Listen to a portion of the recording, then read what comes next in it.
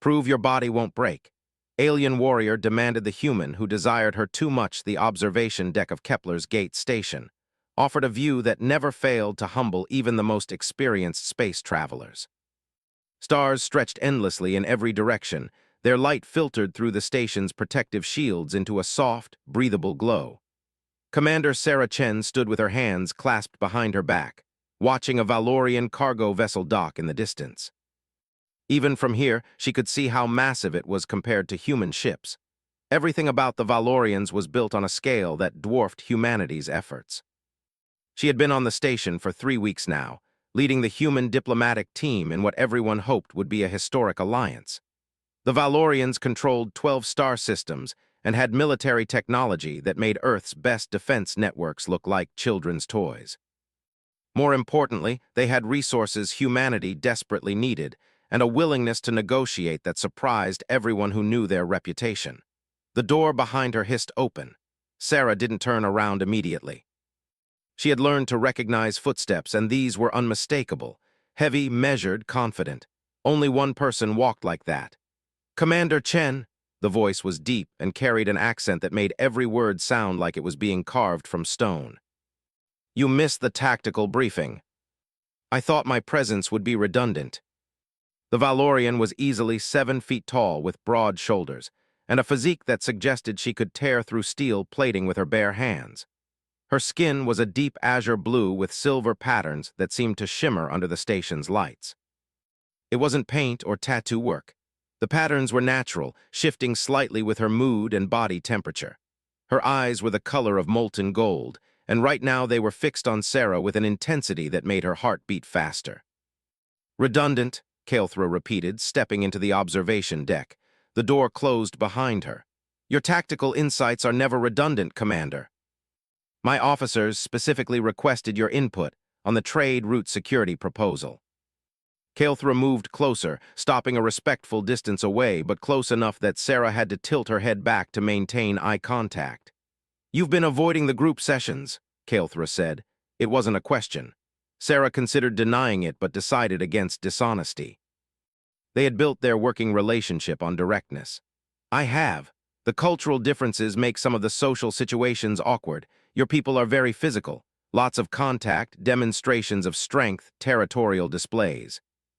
It's overwhelming sometimes. It's not intended as threat. Meeting here away from the negotiations and ceremonies, just existing in the same space without the weight of their respective governments on their shoulders. Can I ask you something personal?" Sarah said finally. "You may ask." "I may not answer. Fragile in ways that terrify me, but also resilient in ways I don't fully understand." She paused. "Your people reach the stars in vessels that could fail at any moment. You build homes on worlds that try to kill you. You form bonds knowing you'll watch each other age and die in what feels like an instant to species like mine. It's brave. Foolish perhaps, but brave. It's simply fact. I've seen the medical reports. Human bones break under pressures that wouldn't bruise Valorian skin. Your organs are vulnerable. Your bodies require constant maintenance. Food, water, specific atmospheric conditions. You're delicate because you feel fragile among us. I avoid them because of you," she said quietly. Kael'thra went very still. "Explain." Her silver patterns rippled across her skin in a way Sarah had learned meant heightened emotion. "You should not say such things, Commander. Or because you feel it too and it scares you." Finally, Kael'thra spoke, and her voice was rougher than Sarah had ever heard it. "All of those reasons and one more." She took a step back, and Sarah recognized it as a retreat. Kael'thra, who had led armies and conquered worlds, was backing away. "I could hurt you, Sarah. Not intentionally, not out of malice, but my people were strong, too strong. There have been incidents with other species. Relationships that ended in tragedy, because we forgot ourselves in moments of passion or anger. Your bones, your body, everything about you is so much more delicate than mine. How could I risk that? How could I live with myself if I was the one who broke you?" She closed the distance between them, moving into what she knew was an aggressive proximity by human standards and an intimate one by Valorian customs. Kael'thra's eyes widened, but she didn't move away. "Then test me," Sarah said firmly. "You're a warrior. Your people value strength and proof. So put me through your tests, train me. Let me show you that I'm not as fragile as you think. You have medical officers, scientists. They can monitor me, adjust the parameters. But I'm not accepting no because you're afraid. That's not the Caelthra I've come to know. The High Council would need to approve. They would make it a spectacle, Sarah. A human attempting Valorian trials. It would have political implications far beyond just you and me. If humanity and the Valorians are going to be true allies, we need to understand each other's capabilities. Let me prove that humans are tougher than we look. I've wanted that for weeks, but I also want to show your people and mine that we're not as incompatible as everyone assumes, that we can bridge these differences. The touch was feather-light, careful, but Sarah could feel the strength held in check. If you're injured, if this goes wrong, I will never forgive myself. We're good at it. The human diplomatic team was less enthusiastic. Sarah's second-in-command, Lieutenant Park, was particularly vocal in his concerns. This is insane, Commander. You're risking your life to prove a point. And to prove that humans belong in this galaxy as equals, not as the fragile newcomers everyone treats us as. Caelthra had converted one of the station's cargo bays into a training facility, and Sarah arrived to find a space filled with equipment that looked designed to torture rather than train. Weights that could crush a human flat. Obstacle courses with drops that would kill on impact. Fighting dummies that hit back with enough force to shatter bones. Caelthra stood in the center of it all, wearing what Sarah now recognized as Valorian training armor. It was less bulky than their combat gear, but still impressive. "We start slow," she said as Sarah approached. "Your body needs to adapt. Humans have good endurance, better than Valorians in some ways. We'll use that. But you need to build strength and resilience." The gravity simulator was set to just 20% above Earth normal, and it made every movement exhausting. Caelthra watched her with an expression that managed to be both encouraging and worried. "Don't push past pain," she instructed. "Your body will tell you when to stop. Listen to it. This is about survival." "Good," the Valorian said, running a scanner over Sarah's vitals. "Heart rate elevated but stable. Muscle fatigue significant but no tears or damage. You did well." "That's the first step." Caelthra helped her sit up, supporting her weight effortlessly. "We do this every day. Gradually increase intensity. In 3 weeks, you'll attempt a modified trial of resonance." They were close enough that she could see the faint patterns of silver in Caelthra's eyes. "And if I pass?" Every day brought new challenges. She learned to fight in high gravity. She learned to withstand temperatures that made her skin feel like it was burning. She learned meditation techniques that helped her push past mental barriers. And slowly, impossibly, she began to adapt. Her human medical team was astounded. Her bone density was increasing. Her muscle composition was changing. The human body, it turned out, was remarkably good at adapting to new stresses when pushed correctly. Not to Valorian levels, never to those heights, but enough. Enough to survive. And through it all, Caelthra was there, pushing her, protecting her, watching her with an intensity that went far beyond a trainer's concern. On the 20th day, after a particularly brutal session, Sarah found herself leaning against Caelthra's shoulder, too exhausted to care about propriety. "I'm proud of you," Caelthra said quietly, and Sarah felt those words settle into her chest like warmth. The day before the trial, they stood together in the observation deck again. Sarah's body ached, but it was a good ache, the ache of muscles that had been broken down and built back stronger. "Are you ready?" Caelthra asked. Sarah thought about all the training, all the pain, all the small victories. She thought about her reasons for doing this and realized that somewhere along the way, they had become less about proving something to everyone else and more about proving something to herself. "I'm ready," she said. "Tomorrow, we find out if this human body can handle what your heart wants to give it." "Tomorrow," she agreed, "we find out if I'm brave enough to let myself love something fragile." The arena on Kepler's gate was nothing like Sarah had imagined. She had expected something like a gladiatorial pit or a military obstacle course, but what she walked into was far more sophisticated. The space was enormous, easily 3 football fields in size, with walls that seemed to shimmer and shift. The floor was dark and reflective, like standing on a mirror that showed depths instead of surfaces. Above, the ceiling was transparent, revealing the stars beyond. Hundreds of Valorians filled the observation galleries, their blue and silver forms creating a sea of color around the arena's perimeter. Sarah wore modified human combat gear that had been designed specifically for this trial. It was lighter than standard armor but reinforced at critical points. Her hair was pulled back tightly, and she carried no weapons. This trial wasn't about combat in the traditional sense. It was about endurance, adaptability, and willpower. Everything she had trained for over the past 3 weeks would be tested here.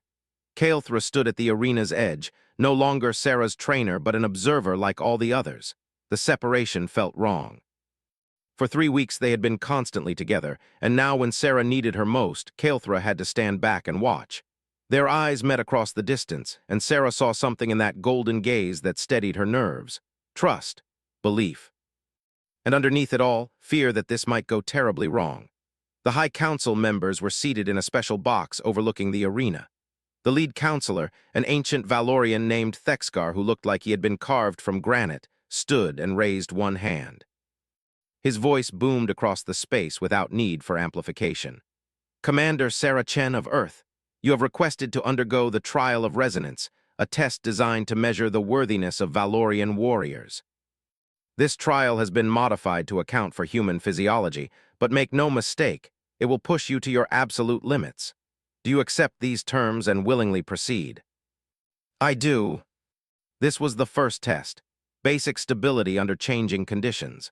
The Valorian warriors in training would have simply powered through this with their superior strength and weight, but Sarah had to be smarter. She moved with the floor's motion rather than fighting against it, letting her body flow and adjust. The tilting increased in intensity.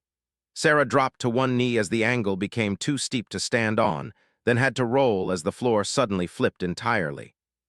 She came up running, heading for what looked like stable ground ahead. Her heart was pounding, but her breathing was controlled. 3 weeks of training had taught her how to manage her body's responses under stress. The floor stabilized, but now the walls began to move. Panels slid out at various heights, creating obstacles that Sarah had to navigate around or over. Some were low enough to step over. Others required climbing. She approached the first wall section and jumped, catching the top edge and pulling herself up. Her arms burned with the effort, but they held. She dropped down the other side and kept moving. Gravity shifted. Sarah felt herself become heavier, as if someone had added 50 pounds to her body weight. Every step became harder. Every breath took more effort. She recognized this from training. The arena was increasing the gravitational pull in her section. She slowed her pace but didn't stop. Stopping meant giving up, and that wasn't an option. A Valorian warrior would have charged through this increased gravity without much difficulty. Their bodies were built for it, designed by evolution on a high-gravity world. Sarah was not, but she had something they didn't. She had learned to be efficient with her energy, to use technique over power, to think her way through problems rather than smashing through them. She found the path of least resistance through the obstacles, using momentum and leverage to overcome what strength alone couldn't accomplish. The gravity returned to normal, and Sarah allowed herself 3 deep breaths before the next challenge appeared. The temperature in the arena began to rise. It started as uncomfortable warmth and quickly became oppressive heat. Sweat broke out across her skin. Her suit's cooling system kicked in, but it could only do so much. The heat climbed higher. Sarah's vision began to blur at the edges. She had trained for this too, meditation techniques to help manage physical discomfort, but training and reality were very different things. She focused on her breathing, in through the nose, out through the mouth, slow and steady. Don't let the panic set in. The heat is temporary. Everything is temporary. Just keep moving forward. She walked through what felt like walking through fire itself, each step deliberate and measured. Her skin felt like it was burning, but the medical monitors she wore assured her that she wasn't in actual danger. Not yet. The heat faded, and cold rushed in to replace it. The temperature dropped so fast that Sarah's breath misted in front of her face. Ice began forming on the arena floor. Her fingers went numb within seconds. This was dangerous in a different way. Cold affected judgment, slowed reaction times, made the body want to curl up and conserve heat. Sarah forced herself to keep moving, generating warmth through motion. She jogged in place when there was nowhere to go, swung her arms, anything to keep blood flowing. In the observation gallery, Kael'thra watched with her hands clenched into fists. She had argued against some of these environmental challenges, but the council had insisted. If they were going to approve human-Valorian partnerships, they needed to see exactly what humans could endure.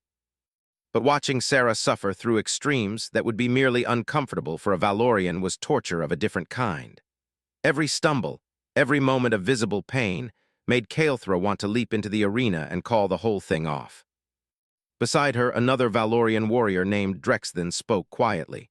"She's doing better than I expected. Most species would have collapsed by now."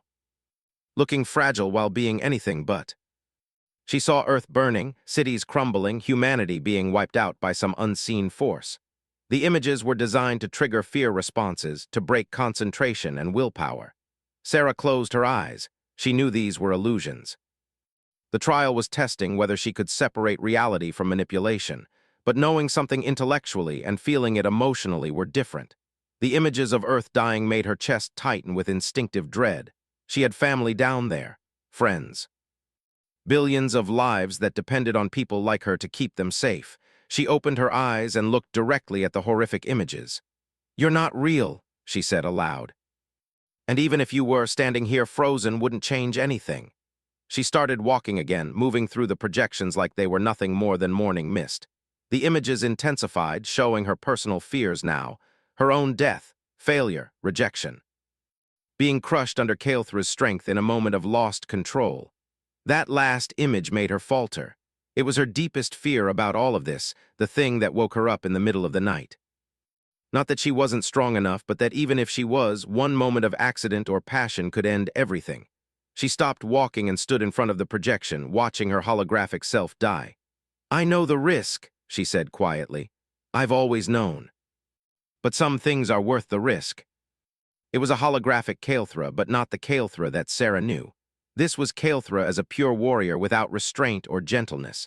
The hologram's eyes glowed with simulated aggression. A voice echoed through the arena, presumably from the council. "The final test. Survive 3 minutes of combat against a simulation programmed with war champion Kael'thra's fighting patterns and strength. You do not need to win. You only need to survive without yielding." She looked up at the real Kael'thra in the gallery and saw the horror on her face. This wasn't part of the modified trial they had agreed on.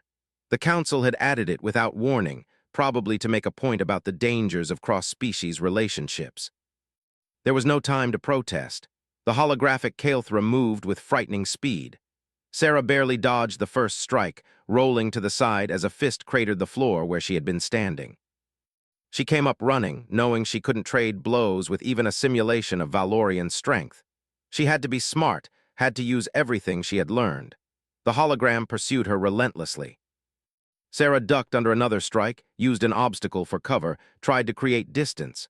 But the simulation was faster and stronger than anything she had trained against. A backhand caught her across the shoulder and sent her spinning.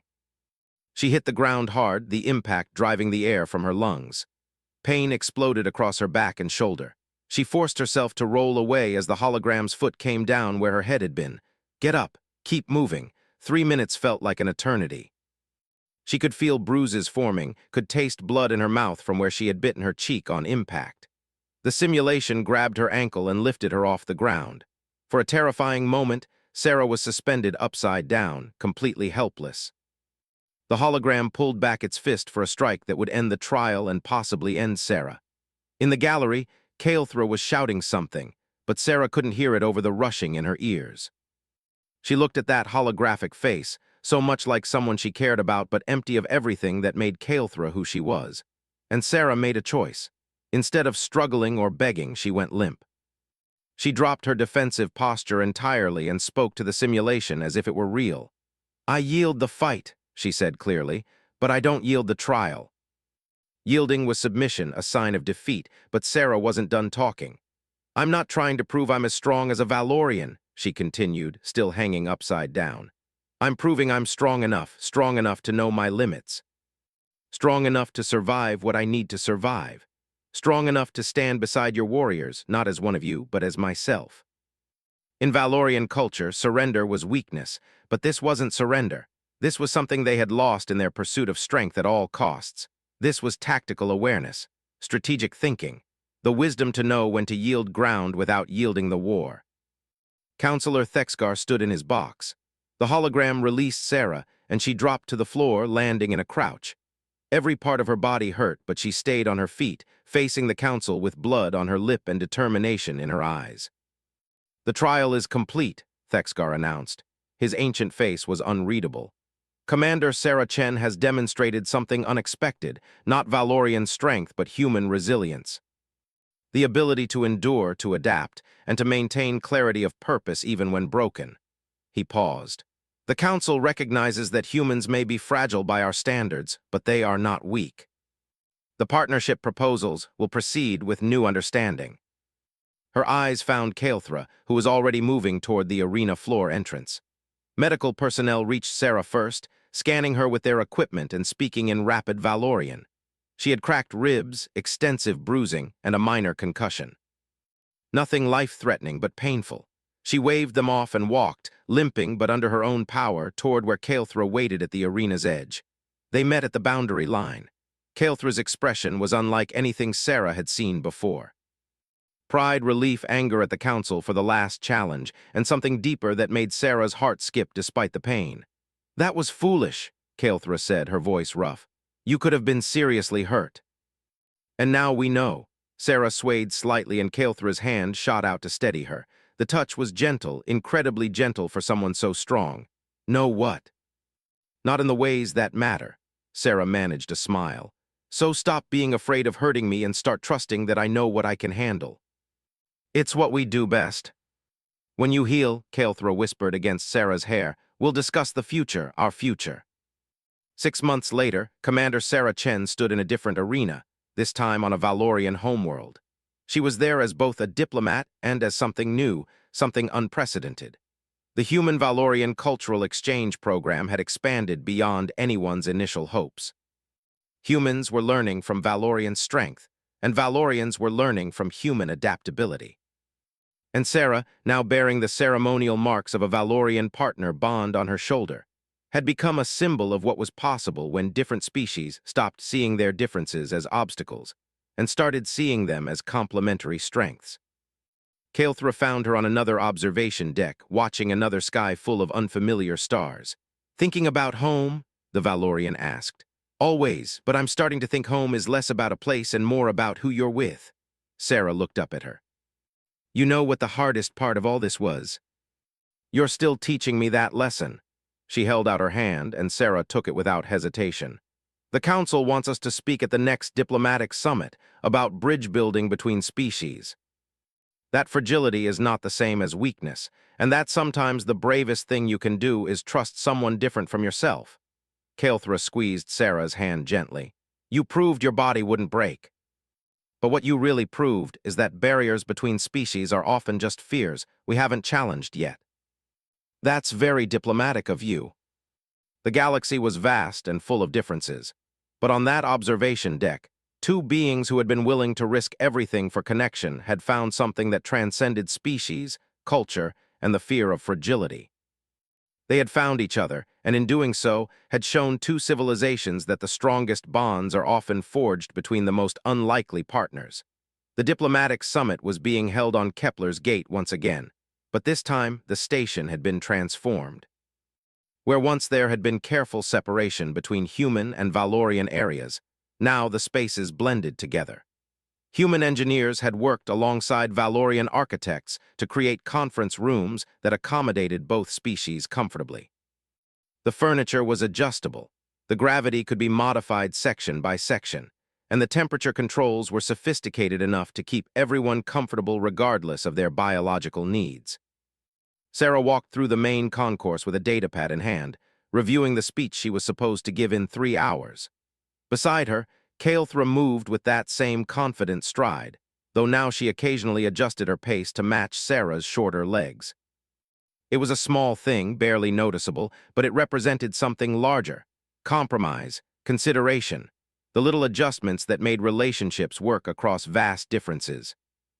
"You're nervous," Kael'thra observed, glancing at how many times Sarah had scrolled through the same paragraph.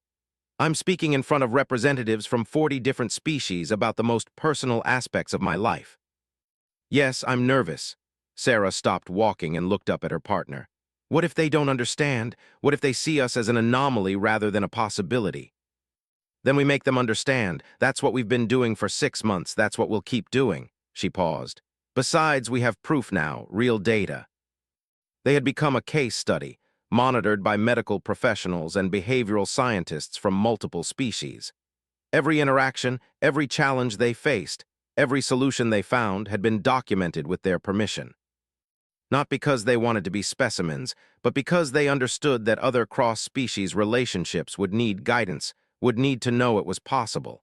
The data was remarkable. Sarah's body had continued to adapt even after the trial. Her bone density remained elevated. Her pain tolerance had increased. But more interesting to the researchers were the psychological adaptations both of them had made. Kael'thra had learned to read human emotional cues with accuracy that rivaled human psychologists. Sarah had developed an intuitive understanding of Valorian body language that most xenoanthropologists spent years studying. They had learned to communicate in ways that went beyond language, a slight shift in posture, a change in breathing pattern. They had become fluent in each other in a way that the scientists found fascinating and that Sarah found simply natural. When you loved someone, really loved them, you learned their rhythms and responses like a second language. Commander Chen, War Champion Kael'thra, a voice called out.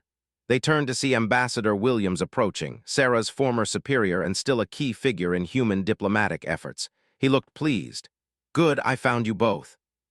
There's been a development you should know about before the summit. From other species, from individuals, even from some Valorian warriors who watched your trial and have been following your relationship. About whether cross-species relationships are being officially sanctioned, about what guidelines exist, about how to navigate the cultural and biological challenges. Williams smiled. You two have started something. People are curious. They're hopeful. Some species that have been isolated because they were deemed too different from others are now wondering if they might find connection too. We weren't trying to start a movement. To share what you've learned. How could they guide others? But she could also see determination there. The same determination that had made Kael'thra agree to train her despite her fears. The same determination that had carried Sarah through the trial when every muscle screamed at her to stop. We'll help, Sarah said, however we can. Humans sat beside Valorians, but there were also the crystalline Gentari, the aquatic Narians in their mobile water tanks, the towering Crothans, and dozens of other species. The diversity was staggering, and Sarah felt the weight of what she was about to discuss settle onto her shoulders. She and Kael'thra stood together at the central podium, a platform that had been designed to accommodate speakers of different heights. The room quieted as they prepared to speak. Sarah had planned to start with prepared remarks, carefully crafted words that had been reviewed by 3 different diplomatic committees. Instead, she looked out at the assembled representatives and spoke from her heart. 6 months ago, I was terrified, she began. Not of the trial I was about to face, but of something more personal. I was terrified that the being I had come to care for would never be able to fully be with me because she was afraid her strength would destroy my fragility. I was terrified that the differences between us were too vast to bridge. When we take the risk to truly know someone, truly understand them, those differences become less like obstacles and more like complementary pieces of a puzzle. My people value strength above almost everything else. We have built our entire culture around it. For millennia, we believed that to love was to risk destroying what we loved if they were not equally strong. Sarah taught me that strength without gentleness is just brutality. That true strength includes the courage to be vulnerable, to admit fear, to trust.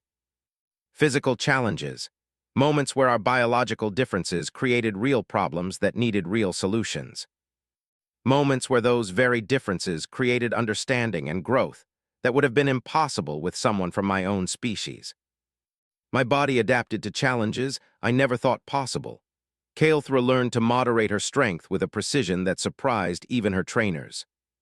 We both developed new neural pathways for communication and understanding. The truth is simpler and more complex than any scientific measurement can capture. We work because we chose to work, because every day we make the decision to understand rather than assume, to communicate rather than expect. to bridge our differences with effort and care. What about the very real dangers of physical incompatibility? But we've learned that with proper training, with medical monitoring, with honest communication about limits and needs, these dangers can be managed. Not eliminated, but managed. The physical risks of cross-species relationships are just more visible, more obvious. But they're not insurmountable. We've developed protocols, training programs, medical interventions that can help. How do you navigate situations where your species' values fundamentally differ? There was a Valorian ceremony honoring warriors who had died in battle. In Valorian culture, death in combat is celebrated as the highest achievement. In human culture, we mourn our dead and often see their deaths as tragedies to prevent rather than honors to celebrate. The conflict between wanting to support me and feeling that celebrating death was wrong. I realized that I didn't have to change my view on death to respect Kael'thra's culture. I could attend the ceremony, support her, and still maintain my own beliefs. Sarah's grief and her desire to prevent death doesn't diminish the bravery of those who died. It's just a different response to the same reality. This all sounds very diplomatic, but let us speak plainly. You're asking us to believe that species as different as yours can form genuine bonds. Not just political alliances or working relationships, but true intimate connections. Some of us find this difficult to accept. I'm offering our experience as evidence that it's possible. 6 months ago, I stood in an arena and proved I could survive challenges designed for a species much stronger than mine. But that was just the beginning. Learning to cook meals that satisfy both our nutritional needs. Learning to express affection in ways that feel natural to both of us. Learning to argue without either of us retreating behind cultural assumptions. Learning that my people's directness can feel harsh to humans without the proper context. Learning that love doesn't mean changing who we are, but expanding who we can be together. Have you considered that question? Our DNA is too different, that's simply a fact. And honestly, the question of children is secondary to the question of whether our relationship itself is valid and valuable. The inability to reproduce biologically doesn't make a bond less real or less important. Others were skeptical, poking holes in their arguments or looking for weaknesses in their relationship.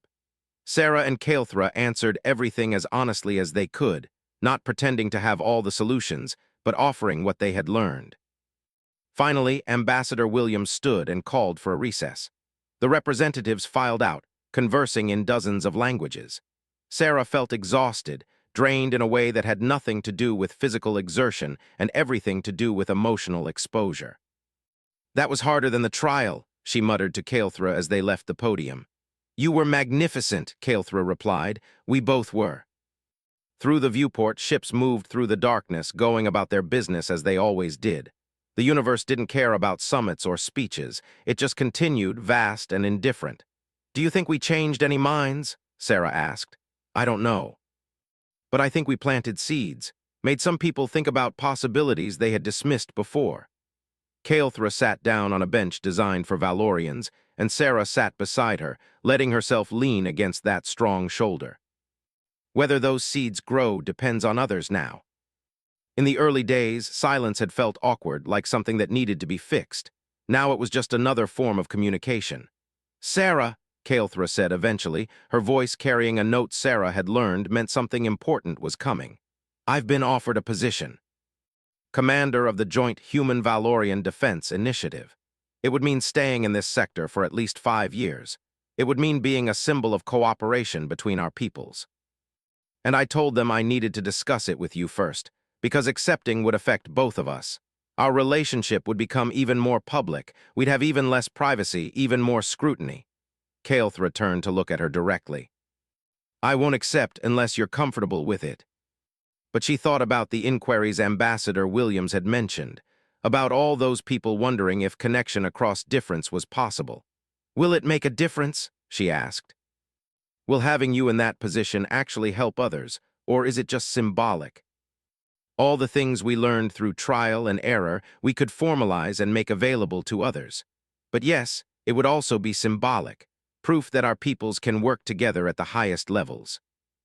Because if going public with our relationship, If dealing with the scrutiny and the pressure means that others don't have to fight as hard as we did to prove their relationships are valid, then it's worth it.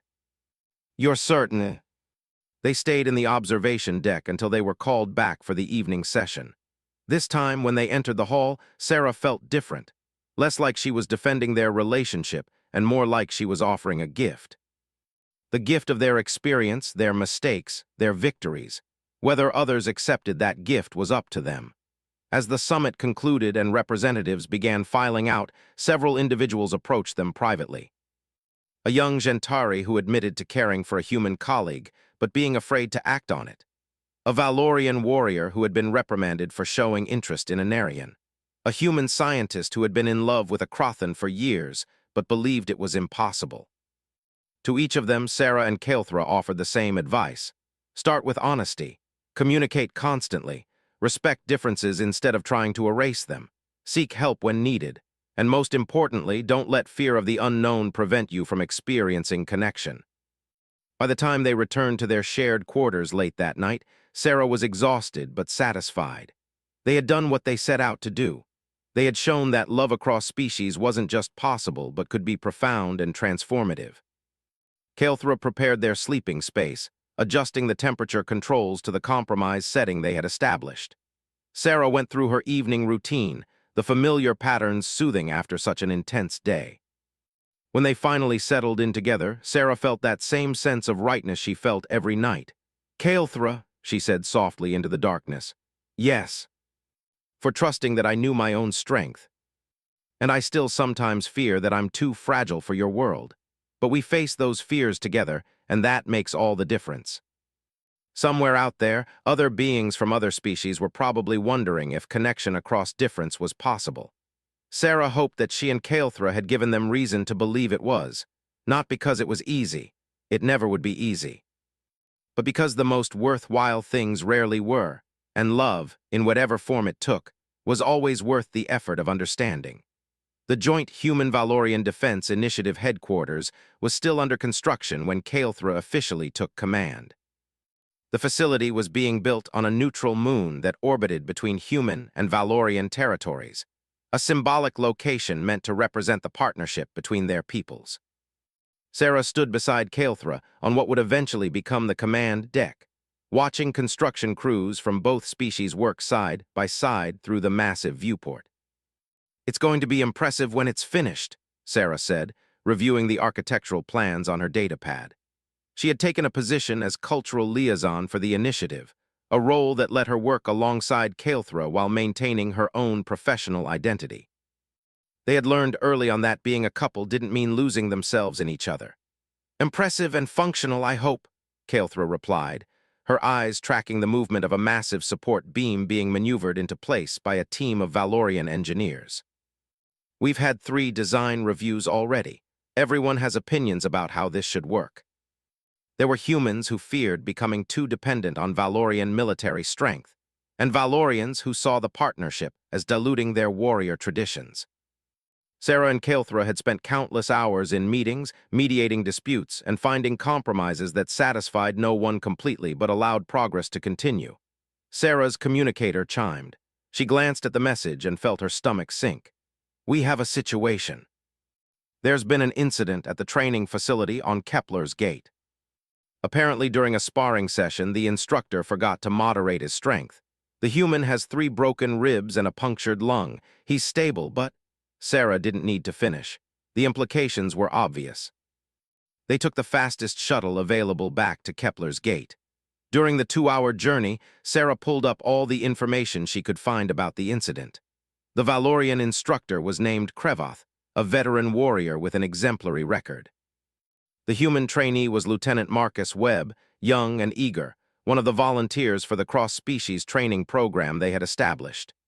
This is exactly what the critics predicted would happen, Sarah said quietly, reading through the medical reports. They'll say we're putting humans in danger, that the biological differences are too great. We failed. We learn from this and improve. He had volunteered for the program because he believed in what they were trying to build. And now he was fighting for every breath because their safety measures hadn't been good enough. Webb's parents were there, having been transported from Earth as quickly as possible. His mother's eyes were red from crying, and his father looked at Sarah and Caelthra with barely contained anger. "You promised this would be safe," Mr. Webb said, his voice shaking. "You stood up at that summit and talked about protocols and training, and now my son is here because some alien couldn't control his strength. We failed to protect your son, and there's no excuse for that." "The failure was mine," Caelthra said, her voice formal but not cold. "I designed the training protocols. I selected the instructors. I believed we had sufficient safeguards. I was wrong. Wrong doesn't undo what happened. All we can offer is that we'll do everything in our power to make sure this never happens to anyone else." They found a private conference room and sat down to review what had gone wrong. The training footage showed the incident clearly. Krevoth and Webb had been sparring, practicing defensive maneuvers. Webb had performed a technique correctly, earning approval from Krevoth. In what appeared to be an encouraging gesture, Krevoth had slapped Webb on the back. It was the kind of casual touch Valorian warriors shared constantly, a sign of camaraderie and respect. But delivered with even a fraction of Valorian strength, it had been devastating to human physiology. Krevoth had been horrified, immediately calling for medical assistance, but the damage was done. "It wasn't during combat training," Sarah said, watching the footage again. "It was a friendly gesture. We focused all our protocols on controlled combat situations, but we didn't adequately address casual physical contact. Every day I monitor my own strength around you. I know how careful I must be. How did I not ensure that same awareness in my instructors? We assumed that if people could handle combat training, they could handle everything else. We were wrong. The incident with Webb wasn't the first close call, just the first serious injury. There had been other moments where Valorian strength had nearly caused harm, situations that had been dismissed as minor or that trainees had been too intimidated to report. "We're shutting down the program," Caelthra announced that evening during an emergency meeting with the initiative's leadership. "Effective immediately. No more cross-species training until we've completely redesigned our approach." But Sarah stood by Caelthra's decision, even as she fielded angry communications from officials on both sides demanding they reconsider. Lieutenant Webb remained in critical condition for 3 days before finally stabilizing. His recovery would take months, and the doctors weren't sure if he would ever regain full lung function. Sarah visited him when he was finally conscious enough for visitors. "I'm sorry," she said, sitting beside his bed. "This should never have happened to you. We didn't adequately prepare you for the real dangers." Sarah felt tears threatening but kept her voice steady. "We failed you, Marcus. What you and Caelthra have, what you're trying to build, I believe in that. I still believe in it even after this." They had barely spoken to each other all day, each drowning in their own guilt and responsibility. "I keep thinking about what his father said," Caelthra finally broke the silence, "that I couldn't control my strength, but it's not about control.